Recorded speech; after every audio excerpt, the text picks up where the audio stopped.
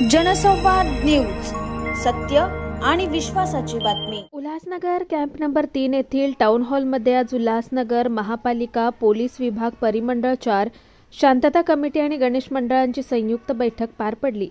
गणेशोत्सवाच्या पार्श्वभूमीवर विविध मुद्द्यांवर चर्चा करून महत्त्वाच्या सूचना देण्यात आल्या।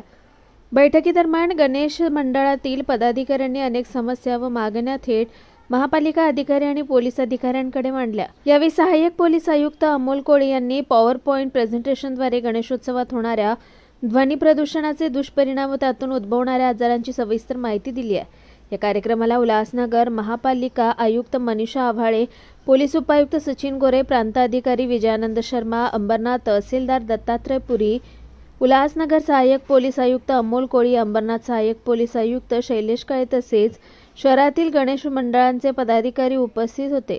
या बैठकीमुळे गणेशोत्सवात शांततेसह व नियोजनबद्ध रित्या साजरा करण्यात प्रशासन, पोलीस आणि मंडळांमध्ये समन्वय साधण्याचा प्रयत्न झाल्याचं दिसून आलंय।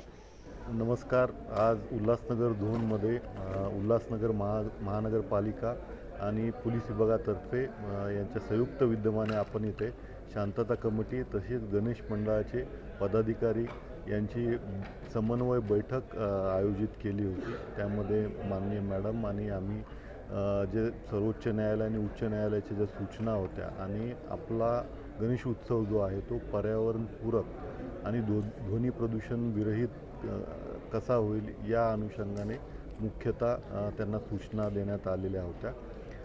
यामध्ये आपण DJ वापर यावरची जी बंदी आहे त्याविषयी सांगण्यात आलेलं आहे।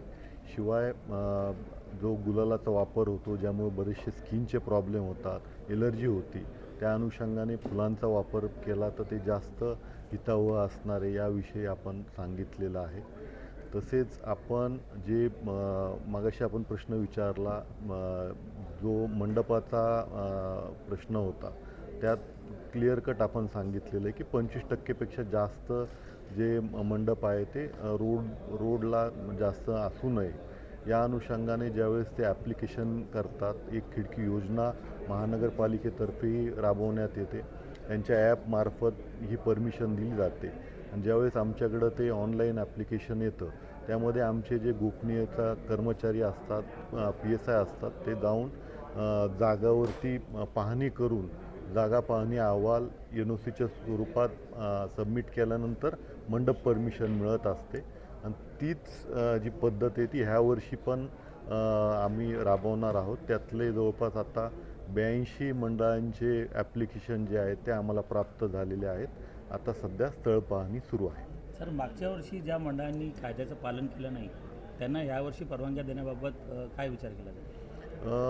त्याविषयी ज्या गुन्हा दाखल असेल किंवा MPCBला प्रस्ताव गेला असेल त्याचा निश्चितच आम्ही विचार करणार आहोत। यावेळेस आपण मागचा जो पूर्व इतिहास आहे किंवा ज्यांच्यावरती गुन्हे दाखल आहे परवानगी देताना आम्ही निश्चित त्याच्यामध्ये विचार करूनच परवानगी देणार। सर, आगमन मिरवणुका आणि विसर्जनाच्या मिरवणुका ह्या आता म्हणजे आगमनाच्या सुरू झाल्यात आणि विसर्जनाची मिरवणूक ही अनंत चतुर्दशीच्या 2 दिवस नंतर। त्यामध्ये मिरवणुकीच्या ज्या परवानग्या असतात त्या पोलीस स्टेशन स्तरावरती आपण देत असतो। आपल्याकडे 10व्या आणि 11व्या दिवशी मिरवणुका असतात।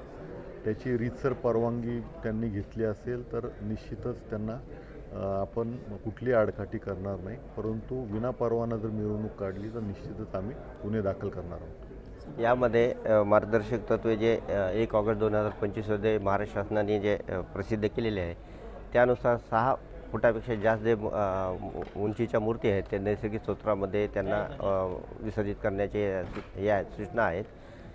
पण आपले ज्या सूचनेच्या अनुषंगाने जे काही स्रोत आहेत अशा स्रोताबाबत स्थानिक प्रशासन स्तरावर काही निर्णय घेण्यात येतील। आत्ताच माननीय महानगरपालिका आयुक्त मॅडम यांनी सांगितलं आहे की खाडीमध्ये जे 6 फुटापेक्षा जास्त उंचीच्या मूर्ती त्यांचे आम्ही विसर्जन करण्याच्या बाबतीत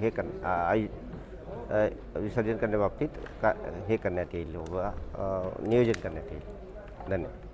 जनसंवाद न्यूज, सत्य आणि विश्वासाची बातमी। आजच सबस्क्राइब करून बेल आयकॉनला क्लिक करा आणि पहा ताज्या घडामोडींचा अचूक अंदाज आपल्या मोबाईलवर।